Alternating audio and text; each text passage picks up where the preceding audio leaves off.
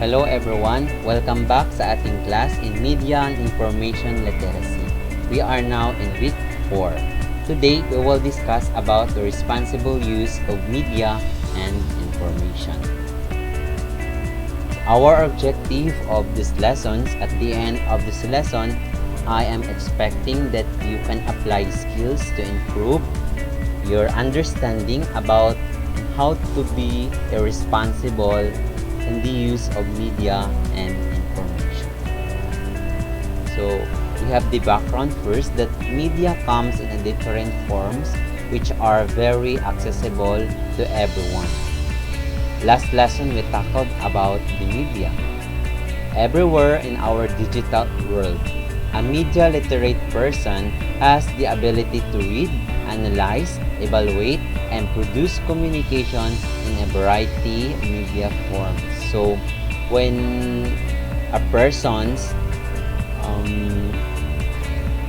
having literate with a media, she or he expecting the ability in reading, analyzing, and evaluating, and of course producing a communication. Okay, and a variety of media platforms. On the other hand, an information literate person has the ability to recognize when information is needed and to locate, evaluate effectively, use, communicate information, and its various formats. That's from UNESCO MIL Curriculum for Teachers 2011. So the literate of the 21st century will not be those who cannot read and write, but those who cannot learn, unlearn, and relearn by Alton Toffler. So I agree with these quotations. So we are expecting on the 2021st, no, na hindi na daw yung mga literate na tinatawag ay hindi na yung marunong magbasa, marunong magsulat, but those who cannot learn, unlearn, and relearn. Meaning, those who cannot learn, ito yung mga taong ayaw nang matuto, no? Ayaw na to add more knowledge. Unlearn, ito yung mga bagay na dapat nating bawasan, o dapat yung mga bagay o mga natutunan nating very common na, so dapat we need to acquire another. So kailangan nating magbawasan yung hindi na applicable, and today's modernization or today's generation, yung mga hindi na applicable in this generation dapat hindi na natin i-apply. So we need to unlearn. For example is yan, yung magpadala ng sulat, no, if pwede naman accessible to send a message using the gadget, using the media, using the messenger app, so hindi na natin kailangan magsulat, no, if it is necessary. Next, relearn. Ito yung if we forgotten some learning or some things na kailangan natin i-apply with this particular, ito yung dapat nating tutunan ulit, yung dapat nating pag-aralan ulit. So in media, so kapag tayo ay matatawag ng literate, no, hindi ito magiging consistent if we cannot relearn more. So dapat paulit-ulit nating balikan, paulit-ulit nating pag-aralan, because every day we encounter different informations, different situations, so we always applying, we always relearn, we always learn different techniques on how to absorb that kinds of information, on how are we going to evaluate, or how are we going to use if it is necessary or not, no? How do you use Facebook as tool for communication? Next is, how did Facebook change the way we communicate with each other? How did Facebook affect the quantity and quality of information available to people it is good thing or bad thing. So with this, for me, in my experience, using Facebook as a tool of communication is very give me a easiest way in communicating people, especially to my student, or sending any necessary informations about their studies. Using Facebook is a simplest way to me. The next is it affect or change the way of communicating, most especially nawawala yung formal writing, no? Because in using this app, we always come up with the direct message, no? Especially if we sending information o tina-type lang natin without uploading a file, nawawala yung mga heading, yung mga proper format in sending letter, kaya naapektuhan din minsan on how proper how to do a proper communication. Next is for me it's a good thing using Facebook because like what I said a while ago, it gives me a easiest way in communicating my students. Okay. So think about it. The speed of communications is one truth to behold. It is also true that speed can multiply the distribution of information that we know to be untrue. So by Edward R. Morrow. So use of mobile apps category, that is based in January 2020, it is latest now. So chat apps with message, we have 89%. So mostly, di ba, maraming gumagamit. Social networking, so we have 89%. And entertainment or video apps, we have 65%. Games, anytime, 47%. So next is shopping apps, Lazada or Shopee or etc. We have 66%. The next is music apps, we have 52%. So map apps, we have 65%. Banking apps, we have 35%. Dating apps, we have 11%. And health and fitness app, we have 26%. So that's the use of mobile apps, using the media. Malaking influence sa tao. The power of media and information literacy has dramatically changed our perspective towards life. It has influenced the way we think, live, and act on certain issues and concerns about life. Anyone can have an access of information on the different forms of media. So, totoo, the power of media. Naapektuhan the way we think, mostly hindi na tayo nakapag-come up with a proper way on how to communicate, sa ating the way we live, o the way we act. Minsan napo-portray natin kung ano yung nababasa natin, or the way we act in issues and concerns, especially if this issues posting on media. We are kumbaga automatically give our comment without thinking. Minsan dangerous din yun na hindi natin iniunawa or hindi natin ina-analyze, hindi natin ini-evaluate yung mga issues and concerns sa ating lipunan. Then agad-agad nagko-comments tayo on our side. So it is opinion. It is also important to understand. It is also important to evaluate if it is necessary or not. Internet, social media, newspaper, televisions, and radio. Media and information literacy focuses on the skills on how an individual engages with media and information effectively, as well as developing critical thinking and lifelong learning skills designed for socializations among individuals. Nonetheless, quality of information matters in media.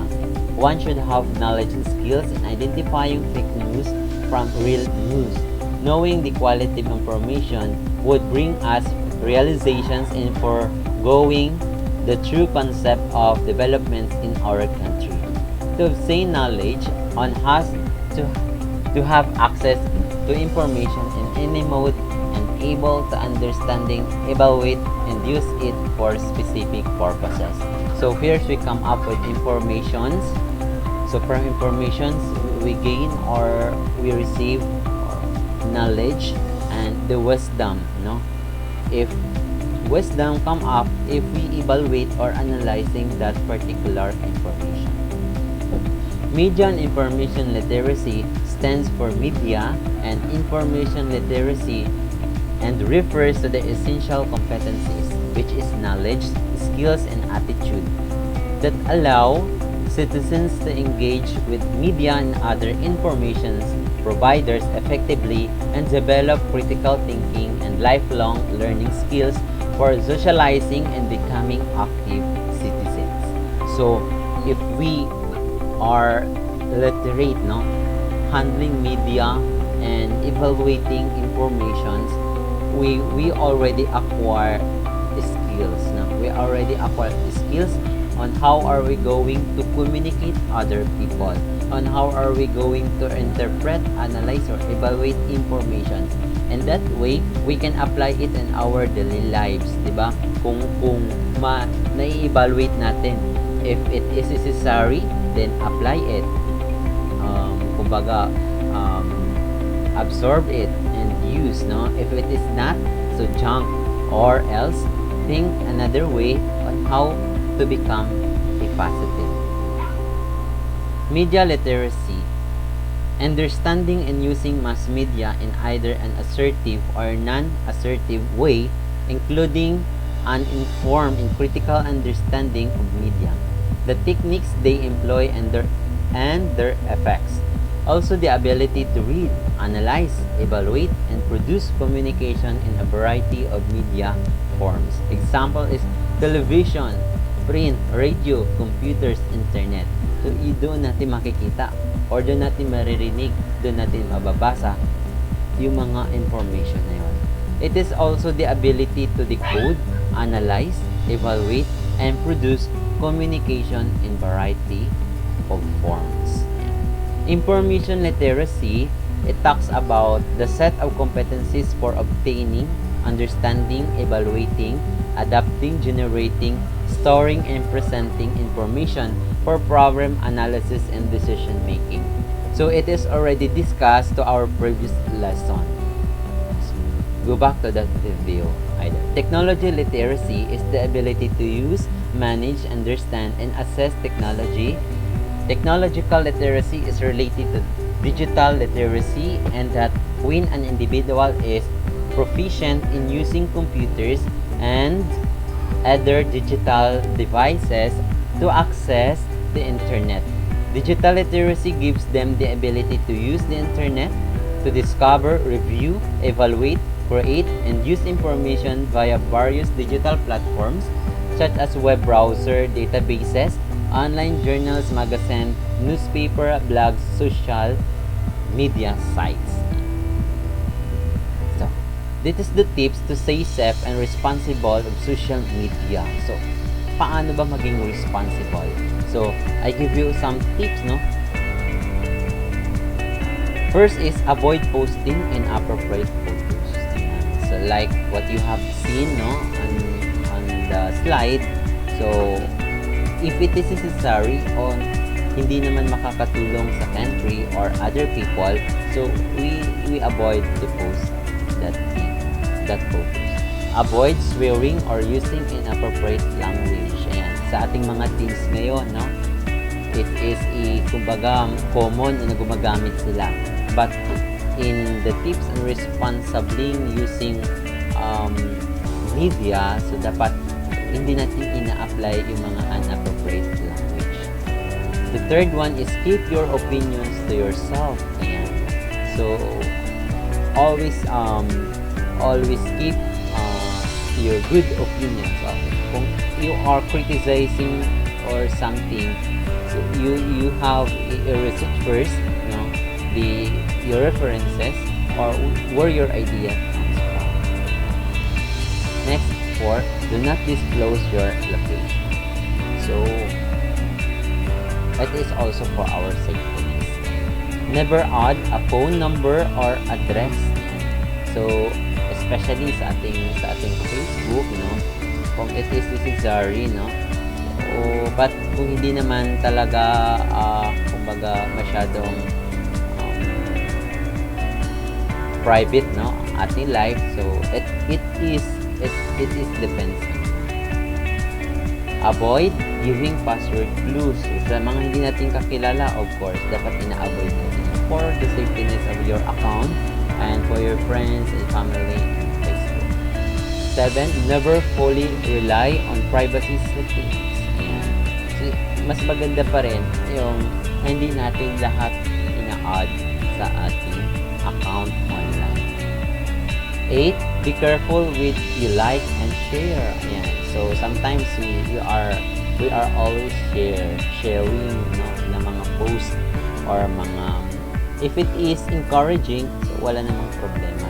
So like what I have said, kung ito ay makaka-apekto, it goes kumbaga sa life, no, negative effects sa ating country or sa ating mga friends or to other people, huwag na nating i-share o huwag na nating i-like, no. 9. Consider having separate personal and professional accounts on social media. Work, life, yan. So dapat hindi natin ipinagsasama because yung sa work natin, there are some mga legal mga papers natin or legal documents, dapat hindi natin pin-post in social media. Then, so communicate, positive, participate sensibly, and think. Kaya nga, think million of times before you click to be a responsible media users, whatever media you use. So, thank you for listening with these lessons on how to be a responsible, no, with the use of media.